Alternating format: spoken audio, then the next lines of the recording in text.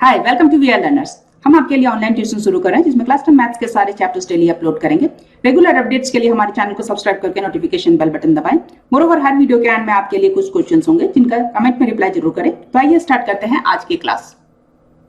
Now let's solve exercise 6.4 from NCERT. Now let's see question number 2. देखिए इस question में हमें एक ट्रेपेजियम दिया गया। हम ट्रेपेजियम किसको कहते हैं? ये क्वाड्रिलेटरल होता है, जिस दैट इज ये वो पॉलीगॉन है जिस is bounded by 4 sides.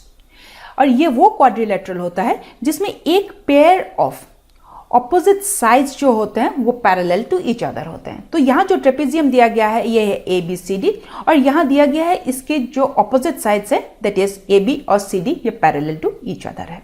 More over given कि इसकी जो डायगोनल्स हैं दैट इज AC और BD ये इंटरसेक्ट कर रहे हैं पॉइंट O पर। मोर ओवर गिवन कि यहाँ जो पैरेलल साइड्स हैं तो यहाँ देखिएगा AB CD के डबल है, ये यहाँ गिवन है। अब यहाँ हमें फाइंड क्या करना है? यहाँ हमें फाइंड करना है कि ट्रायंगल AOB और ट्रायंगल COD इन दोनों ट्रायंगल्स का एरिया का रेशियो हमें फाइंड करना है।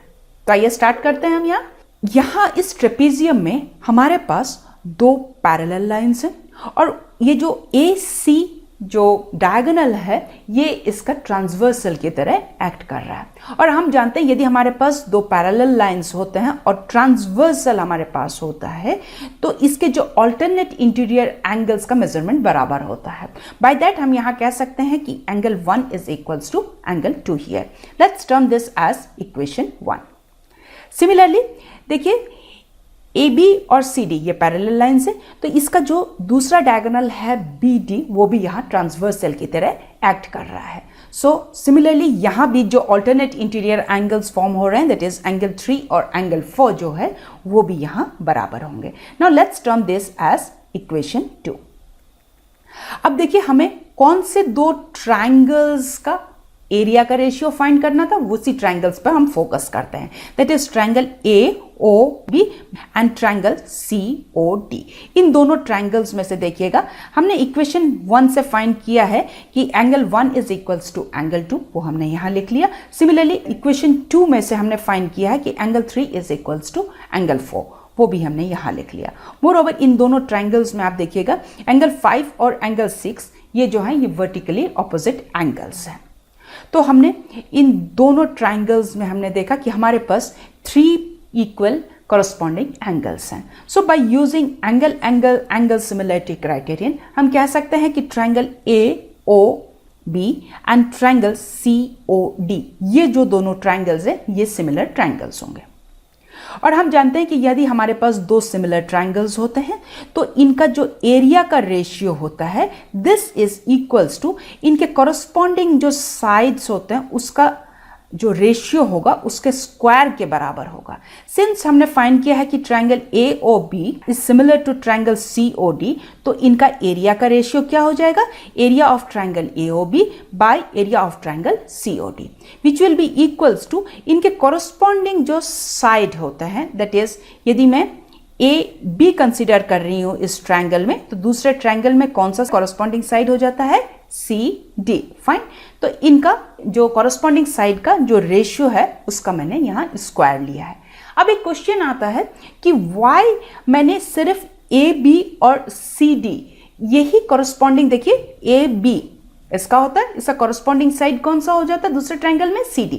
तो सिर्फ यही कॉरस्पॉन्डिंग साइड का रेशियो का स्क्वायर क्यों लिया है, दूसरों का क्यों नहीं लिया? ये इसलिए है क्योंकि देखिए हमें ऑलरेडी क्वेश्चन में दिया गया था कि AB की जो लेंथ है ये CD के डबल है, इसीलिए मैंने सिर्फ इसको ही लिया है।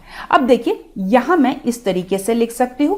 देखिए हमें ऑलरेडी गिवन है कि AB जो साइड है इसकी लेंथ कितनी है? ये ट्वाइस CD है, ये हमें गिवन है। वही मैंने यहाँ AB को रिप्लेस कर दिया है ट्वाइस CD से। अब यहाँ मैं CD एज इट इज लिख देती हूँ। Now this is whole thing square is equals to, देखिए 2 स्क्वायर का मतलब क्या हो जाता है? 4 and this is CD, so this is now CD whole square है तो ये CD स्क्वायर हो गया। अब डिनोमिनेटर में भी मैं यहाँ लिख सकती हूँ this is now CD square. Now देखिए न्यूमरेटर डिनोमिनेटर सेम है, मैं कैंसिल आउट कर सकती हूँ। तो डिनोमिनेटर में कितना बच गया? 1। फाइन।